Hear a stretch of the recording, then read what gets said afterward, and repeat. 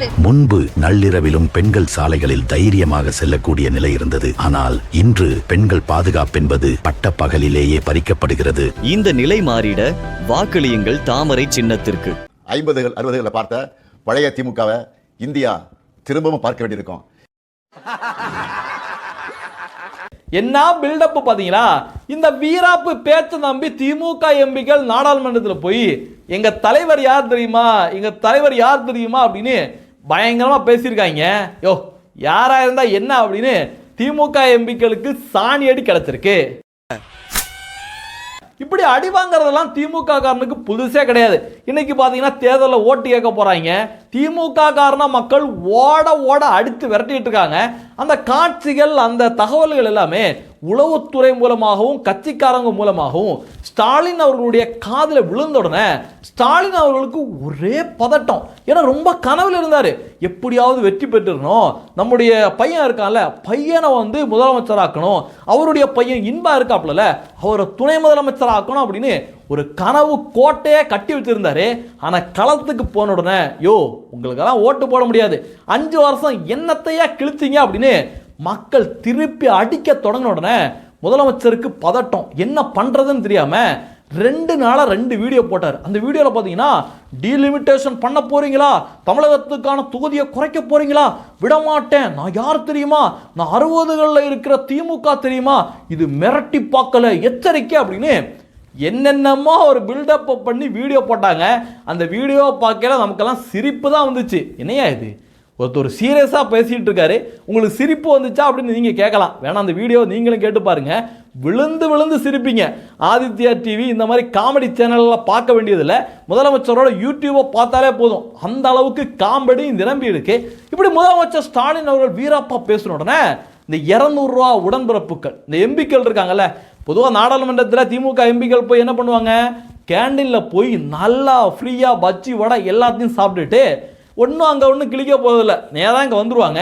அதே மாதிரி எம்பிக்கள் இப்போ என்ன பண்ணியிருக்காங்க, ஸ்டாலின் அவர்களுடைய அந்த வீராப்பு பேச்சை கட்டுட்டு பாராளுமன்றத்தில் போய் இந்த அவர் பேர்னா டிஆர் பாலுவா, இந்த ஹிந்துக்களோட கோவிலெலாம் நான் இடித்தேன், எவ்வளோ கோவில் இடிச்சிருக்கேன் அப்படின்னு பெருமையாக சொன்னார்ல, அதே டிஆர் பாலு நாடாளுமன்றத்தில் போய் ஐயா எங்கள் தலைவர் சேலத்தில் என்ன தெரியுமா பண்ணாரு, கொடி ஏற்றினார், கருப்பு கலர் கொடி ஏற்றினார், அந்த கொடி ஏற்றி டீலிமிட்டேஷனுக்கு எதிர்ப்பு தெரிவித்தார் தெரியுமா அப்படின்னு டிஆர் பாலு பேச சபாநாயகர் என்ன தெரியுமா சொன்னாரு, என்னது கருப்பு கொடி ஏற்றினாரா, அவர் கருப்பு கொடி ஏற்றட்டும், வெள்ளை கொடி ஏற்றட்டும், மஞ்சள் கொடி ஏற்றட்டும், அதை ஏன் இங்க சொல்ற, யோ அதை ஏன் இங்க சொல்ற அப்படின்னு சாணி அடி கொடுத்துருக்காருங்க. Yesterday, my leader in Salem rally, he has hoisted the black flag and at the same time he has burnt to ashes the bill proposed by the government. काला झंडा दिखाया, पीला झंडा दिखाया, सदन से क्या लेना देना, दिखाते रहो झंडे. So actually at the same time இந்த டிஆர் பாலுவுக்கு இந்த அசிங்கம் தேவைதானா? நாடாளுமன்றத்துக்கு போனோமா வழக்கம் போல டீ வடை பஜ்ஜியை சாப்பிட்டுட்டு வந்துட்டு இருக்கோமா அப்படின்னு இல்லாமல் அங்கே போய் எங்கள் தலைவர் இந்த கலர் சட்டை போட்டிருந்தார் தெரியுமா, இந்த கலர் கொடி ஏற்றினார் தெரியுமா அப்படின்னு பேசி அசிங்கப்பட்டு வந்திருக்காப்புல. இந்த டீலிமிட்டேஷனை பொறுத்த அளவுக்கு திமுக காரவங்க குறிப்பாக முதலமைச்சர் ஸ்டாலின் அவர்கள் பச்சை பொய்ய வடிகட்டின பொய்ய திட்டமிட்டு பரப்பிட்டு இருக்காங்க. இதே ஸ்டாலின் இருக்காரு, 1 மாசத்துக்கு முன்னாடி என்ன தெரியுமா பதிவு போட்டாரு, இதே விகிதாச்சார அடிப்படையில் தான் நாடாளுமன்றத்தில் எம்பிக்களோட எண்ணிக்கையை கூட்டணும், அது மட்டும் கிடையாது சிறப்பு பாராளுமன்றத்தை கூட்டணும் அப்படின்னு சொன்னவர் இதே ஸ்டாலின் தான். அதே விஷயத்தை தான் அரசாங்கம் பண்ணியிருக்கு. அது பண்ணன உடனே ஐயையோ நடந்து போச்சு, ஐயையோ நடந்து போச்சு அப்படின்னு என்னமா ஒப்பாரி வைக்கிறாங்க. அதுலேயும் பார்த்தீங்கன்னா நேற்று நாடாளுமன்றத்தில் அரசாங்கத்தில் இருக்கின்ற அமைச்சர்கள் ரொம்ப தெள்ள தெளிவாக விளக்கி சொல்லியிருக்காங்க. அதையும் பொருட்படுத்தாம துணை முதலமைச்சர் உதயநிதி ஸ்டாலின் எப்படியெல்லாம் தமிழர்களை ஏமாத்துறார் அப்படிங்கிறத நீங்களே பாருங்க. இப்போ நமக்கு 39 நாடாளுமன்ற உறுப்பினர் இருக்கிறாங்க தமிழ்நாட்டுக்கு. அது அவங்க ஒழுங்கா பிரிச்சு கொடுத்தாங்கன்னா 59 நாடாளுமன்ற உறுப்பினர்கள் தமிழ்நாட்டுக்கு வரணும். ஆனா இன்னைக்கு ஒன்றிய அரசு என்ன திட்டம் போடுறாங்க தெரியுமா, தமிழ்நாட்டுக்கு வெறும் 47 நாடாளுமன்ற உறுப்பினர்கள் மட்டும் ஒதுக்கீடு செய்ய முயற்சி பண்ணிட்டு இருக்காங்க. 12 நாடாளுமன்ற உறுப்பினர்கள் குறைய போறாங்க தமிழ்நாட்டுக்கு. எப்படியெல்லாம் வடிகட்டின பொய்ய சொல்லிட்டு இருக்காங்க பாத்தீங்களா. நேற்று பாராளுமன்றத்தில் தேசத்தோட உள்துறை அமைச்சர் ரொம்ப தெளிவான விளக்கத்தை கொடுக்குறாரு. அந்த வீடியோவை கூட உங்களுக்கு காட்டுறேன் பாருங்க. அதில் தமிழில் சப்டைட்டில் கூட இருக்கு. ஏன்னா இந்த மாதிரி விஷயங்கள் நம்ம மக்கள்கிட்ட கண்டிப்பாக போய் சேரணும். பாருங்க. तमिलनाडु इतने सारे लोग काले कपड़े पहनकर आए हैं. मैं तमिलनाडु की जनता को भी आश्वस्त करना चाहता हूं कि आपकी शक्ति कम नहीं होगी, बढ़ रही है.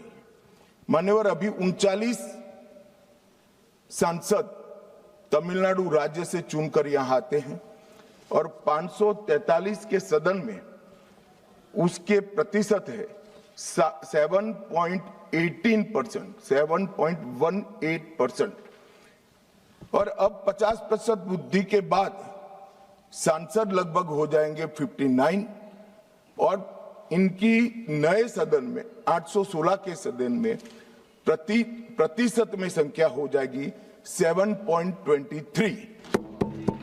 मैं फिर से एक बार रिपीट करना चाहता हूं, अभी तमिलनाडु की सदन में प्रतिशत स्ट्रेंथ 7.18% है, वो बढ़कर हो जाएगी 7.23. तो तमिलनाडु को भी कोई नुकसान नहीं. இதுல உள்துறை அமைச்சர் அமித்ஷா அவர்கள் ரொம்ப தெளிவா சொல்றாரு. இதுக்கு முன்னாடி நாடாளுமன்றத்தில் 7.18 விழுக்காடு இருந்த தமிழக எம்பிக்களோட விகிதாச்சாரம் இந்த வாட்டி அதிகரிச்சிருக்கு, 7.23 அதிகரிச்சிருக்கு. அது மட்டும் கிடையாது, தமிழகத்துக்கு 59 எம்பி சீட்டு கிடைக்க போகுது அப்படிங்கிறத ரொம்ப தெளிவா சொல்லியும் இவங்க இன்னமும் கதைகளை அடித்து விட்டுட்டு இருக்காங்க. அதுலயும் முதலமைச்சர் ஸ்டாலின் இருக்காரு, நான் சொல்றது ஒரு பொய் 2 பொய் இல்ல, நான் சொல்றது அத்தனையும் பொய் தாண்டா அப்படிங்கிற மாதிரி அவர் ஒரு பக்கம் பச்சை பொய்ய கதையா அடித்து விட்டுட்டு இருக்காரு. பாருங்க. தென்னிந்தியாவிலிருந்து பிரதமர் உருவாக நம்ம எதிர்பார்க்கவே முடியாது. சொந்த நாட்டுக்குள்ளேயே இரண்டாம் தர குடிமக்களா மாற்றப்படக்கூடிய ஒரு கொடுமை, இது அனுமதிக்கலாமா? கூச்ச நாச்சமே இல்லாம எப்படியெல்லாம் பொய்ய சொல்றாங்க பாத்தீங்களா? அதுவும் ஒரு மாநிலத்தோட முதலமைச்சர் தென்னிந்தியாவிலிருந்து யாரும் பிரதமராகக்கூடிய வாய்ப்பு கிடையாது, இந்த டீலிமிட்டேஷன் நடந்தா அவ்வளவுதான் அப்படின்னு என்னென்ன பொய். இந்த மாதிரி ஒரு பொய்ய சொல்ற முதலமைச்சரை உலகத்திலே நீங்க பார்த்திருக்க முடியாது. ஐயா ஸ்டாலின் அவர்கள்ட்ட நான் ஒரே ஒரு விஷயத்தை கேட்கிறேன், நீங்க தென்னிந்தியாவிலிருந்து யாரும் பிரதமர் ஆக முடியாது அப்படின்னு நீங்க நீலி கண்ணீர் வடிக்கிறதுக்கு அவசியமே கிடையாது. இதுவரைக்கும் உங்களை இண்டி கூட்டணியில் இருக்கின்ற அந்த காங்கிரஸ் கட்சி இருக்குல்ல, எத்தனை தென்னிந்தியா பிரதமர்களை உருவாக்கி இருக்கு. அதுவும் மூப்பனார் போன்றவர்களுக்கு பிரதமர் ஆகக்கூடிய வாய்ப்புகள் இருந்தும் உங்க கட்சி திமுக கருணாநிதி காலை பிடிச்சி கீழே தான் உருவி விட்டதே தவிர எங்கேயுமே தூக்கி விடல. தமிழகத்திலிருந்து ஜனாதிபதியாக அப்துல் கலாம் அவர்கள் மேல போனப்பும் சரி, சிபி ராதாகிருஷ்ணன் அவர்கள் மேல போனப்பும் சரி, முதல்ல எதிர்த்த கட்சி இதே திமுக தான். ஆனா இங்க இருந்துகிட்டு என்னென்ன பில்டப் கொடுக்குறாங்க. இன்னும் எத்தனை ஆண்டுகளானாலும் காங்கிரஸ் கட்சி இண்டி கூட்டணியில தென்னிந்தியாவிலிருந்து யாரும் பிரதமர் ஆகக்கூடிய வாய்ப்பே கிடையாது. ஏன்னா இண்டி கூட்டணியில ஒரே ஒரு குடும்பத்துக்கு, சோனியா காந்தி குடும்பத்துக்கு மட்டும்தான். இங்க திமுகவில் எப்படி கோபாலபுர குடும்பத்துக்கு லைசன்ஸை கொடுத்து வச்சிருக்காங்களோ, இன்பா துன்பா துன்பாவோட மகன் பேரன் அப்படின்னு அந்த குடும்பத்திலேருந்து மட்டும்தான் முதலமைச்சராக வருவாங்க திமுக ஜெயிச்சா. அதே மாதிரி தான் இண்டி கூட்டணியிலையும் இவங்க எல்லாம் இதை பத்தி பேசல ரொம்ப கொடூரமா இருக்கு. இந்த கொத்தரமைங்க கிட்ட ஒரே ஒரு விஷயத்தை ரொம்ப தெளிவா உறுதியா சொல்றேன், ஒரு நாள் நிச்சயமாக தென்னிந்தியாவை சேர்ந்த ஒரு தமிழன், வேட்டி கட்டிய தமிழன் இந்தியாவை ஆள்வது உறுதி. அதுவும் பாரதிய ஜனதா கட்சியால தான் சாத்தியம் ஆகும் அப்படிங்கிறதும் நிதர்சனம். நேற்று பாராளுமன்றத்தில் இந்த திமுக, உண்டியல் கம்யூனிஸ்ட், காங்கிரஸ் எல்லா எம்பிக்களும் பயங்கர சேட்டை கொடுத்து நாங்க இதை எதிர்க்கிறோம் அதை எதிர்க்கிறோம் அப்படின்னு பயங்கர பில்டப் கொடுத்தாங்கல்ல. இறுதியா பிரைம் மினிஸ்டர் நரேந்திர மோடி அவர்கள் போட்ட போடல எல்லா பயலும் கேண்டீனை நோக்கி ஓடி இருக்காங்க. முதல்ல திமுக காரவங்க அப்படியே கருப்பு சட்டையெல்லாம் போட்டுக்கிட்டு பயங்கரமா நாங்க எதிர்ப்பு தெரிவிக்கிறோம் தெரியுமா, எங்க முதலமைச்சர் அங்க கருப்பு கொடி ஏற்றிருக்காரு, ஒட்டுமொத்த தமிழக மக்களும் கருப்பு கொடி ஏத்துறாங்க அப்படின்னு பில்டப்பை தான் கொடுத்தாங்க. ஆனா மக்கள் திமுக காரன் ஓட்டு கேட்க போனாலே காரி துப்புறாங்க. இவங்க சொன்னா கருப்பு துணியை கட்டுவாங்களா? யாரும் மதிக்கவே இல்லை. எங்கேயுமே பொதுமக்கள் கருப்பு துணியையும் போடல, கருப்பு கொடியையும் ஏத்தல. திமுக காரங்க மட்டும்தான் பயங்கரமா பில்டப் கொடுத்துட்டு இருந்தாங்க. அதுவும் இந்த எம்எல்ஏ கேண்டிடேட்டு திமுக வாங்கி தின்னுட்டு இருக்காங்கல்ல, அவங்க மட்டும்தான் செஞ்சாங்க. திமுகவுக்கு இந்த 200 ரூபாயை வாங்கிட்டு ஓட்டு போறான் பாருங்க, அவங்க கூட கருப்பு துணியையும் போடல, கருப்பு கொடியையும் கட்டல. இப்படி கருப்பு துணியோட நாடாளுமன்றத்தில் போய் உட்கார்ந்து எம்பிக்கல பிரைம் மினிஸ்டர் நரேந்திர மோடி அவர்கள் பங்கமா கலாய்ச்சிருக்காரு. ஒரு நல்ல விஷயம் பண்றப்ப நம்ம கருப்பை கருப்பு பொட்டு வைக்கிறது மாதிரி பயன்படுத்துவோம்ல, அந்த மாதிரி தான் திருஷ்டி கழிக்கிறதுக்கு தான் திமுக காரவங்க கருப்பு துணியை போட்டு வந்திருக்காங்க அப்படின்னு பங்கம் பண்ணிட்டாரு. அது மட்டும் இல்லை, 30 வருஷமா இந்த மாதிரி விஷயங்களை கொண்டு வர்றப்ப, பெண்களுக்கான இடஒதுக்கீடை கொண்டு வரப்ப ஒவ்வொரு வார்த்தை ஜாலங்களை வச்சு பயங்கரமா எதிர்ப்பை காட்டிட்டு இருக்கீங்க. தயவு செஞ்சு இந்த வேலையை பண்ணாதீங்க அப்படின்னு சொன்ன பிரதமர் திமுகவினருக்கும் எதிர்கட்சிகளுக்கும் பிரைம் மினிஸ்டர் நரேந்திர மோடி அவர்கள் ஒரு ஆஃபரே கொடுத்திருக்காரு. என்ன ஆஃபர் அப்படின்னு பார்த்தீங்கன்னா, திமுக பொதுவாகவே என்ன பண்ணுவாங்க, மத்திய அரசாங்கம் ஏதாவது ஒரு திட்டத்தை கொண்டு வந்தா அதை இவங்க ஸ்டிக்கர் ஒட்டி எங்க ஐயா ஸ்டாலின் தான் பண்ணார் தெரியுமா அப்படின்னு பயங்கர சேட்டை கொடுப்பாங்கல்ல, அதுக்கு ஒரு ஆப்ஷன் கொடுத்திருக்காரு. ஐயா, இந்த மகளிர் இடஒதுக்கீடு மசோதாவை நீங்க தான் கொண்டு வந்தீங்க அப்படின்னு உங்க போட்டோவை போட்டுவோங்க, நீங்களே பேர் எடுத்துவோங்க, அதுக்கு நானே வாய்ப்பை உருவாக்கி தரேன். ஆனா தயவு செஞ்சு இந்த மாதிரி நல்ல விஷயங்களுக்கு தடையா நிக்காதீங்க அப்படின்னு பிரைம் மினிஸ்டர் நரேந்திர மோடி அவர்கள் ரொம்ப தெளிவா சொல்லியிருக்காரு.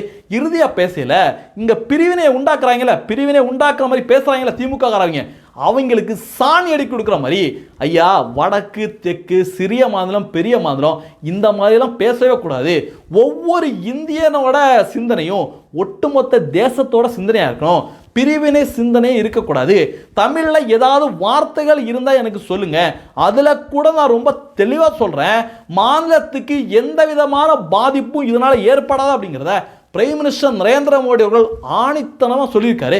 அப்படி சொல்லியும் கூட கேவலமான அரசியல் அங்கே பண்ணிட்டு இருக்காங்க.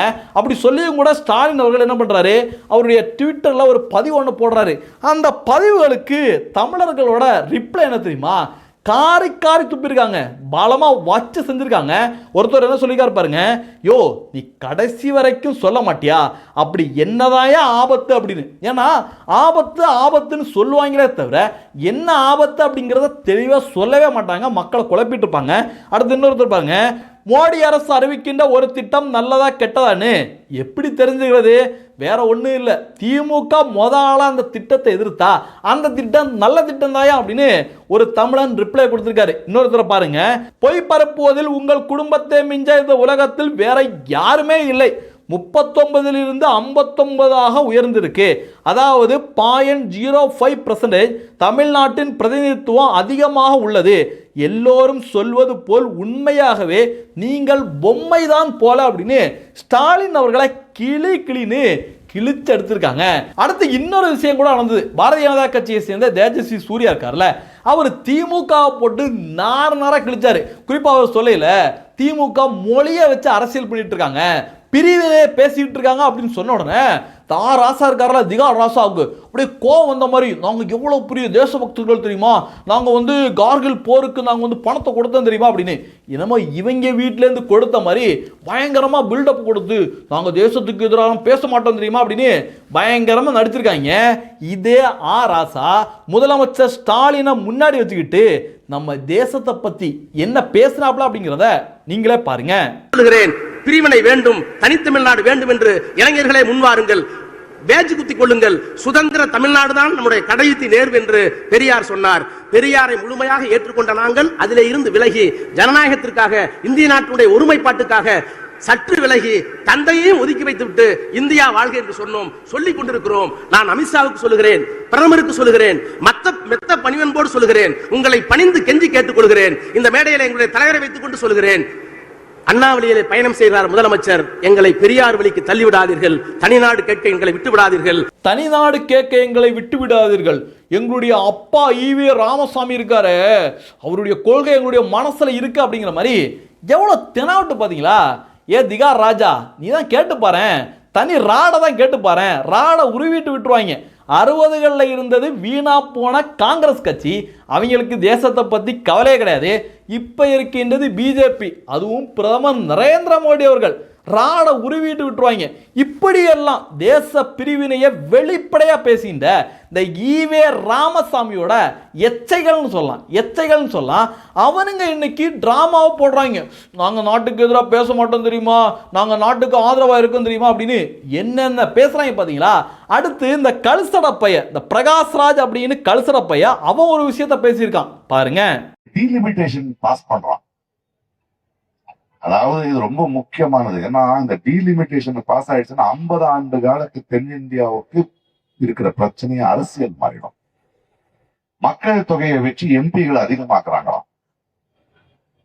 அதை பத்தி உங்களுக்கு தெரியும். மக்கள் தொகையை வச்சு பெரும்பான்மையை வச்சு நீங்க பண்ணலாமா? இந்த தற்குறி பைய, அரக்கிற்கு பைய என்னென்ன பேசுறான் பாத்தீங்களா. பழனியில உண்டியல் கம்யூனிஸ்டுக்காக பிரச்சாரம் பண்ண வந்த இடத்துல இந்த மாதிரி பிரிவினையை எப்படி திமுக காரன் பிரிவினையை விதைக்கிறானோ அதே பிரிவினையை இவன் விதைச்சிட்டு இருக்கான். அதுலயும் பாத்தீங்கன்னா தென்னிந்தியா அப்படின்னு என்ன மாதிரி உருகிறான் பாத்தீங்களா.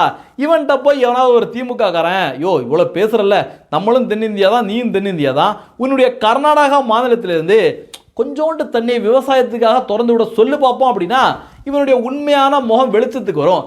அதெல்லாம் திறந்து விட மாட்டாங்க. அப்பெல்லாம் பயங்கரமா பேசுவாங்க, நான் கர்நாடகாக்காரன் தெரியுமா, நான் திறந்து விட முடியாது அப்படின்னு பயங்கரமா பேசுவான் இந்த எச்சப்பைய. ஆனா இன்னைக்கு பிரைம் மினிஸ்டர் ரொம்ப தெளிவான விளக்கத்தை கொடுத்திருக்காரு, உள்துறை அமைச்சர் கொடுத்திருக்காரு, சம்பந்தப்பட்ட அமைச்சர் கொடுத்திருக்காங்க, டேட்டாவோட கொடுத்திருக்காங்க. தென்னிந்தியா வட இந்தியா எந்த இந்தியாவுக்கும் பாதிப்பு இல்லடா, இது பழைய மாதிரி தாண்டா அப்படிங்கிறத தெளிவா சொல்லியும் கூட இந்த எச்ச பிறவிகள் ஏன் தெரியுமா பேசுறாங்க. இதன் மூலமாக ஏதாவது ஒரு பிரச்சனை வந்துடாதா, நாட்டுக்குள்ள கலவரம் ஏற்படாதா, அதன் மூலமாக மத்திய அரசாங்கத்தை குறை சொல்ல முடியாதா அப்படிங்கிறது தான் இந்த எச்ச பிறவிகளோட உண்மையான நோக்கம். இவனுங்களுக்கு தமிழக மக்கள் மீதோ இல்லை தென்னிந்திய மக்கள் மீதோ எந்த ஒரு காதலும் கிடையாது, எந்த ஒரு அக்கறையும் கிடையாது அப்படிங்கிறது தான் உண்மையான விஷயம். இந்த தகவலை பற்றி நீங்கள் என்ன நினைக்கிறீங்க அப்படிங்கிறத பதிவு பண்ணுங்க. நன்றி, ஜெய்ஹிந்த், வந்தே மதரம்.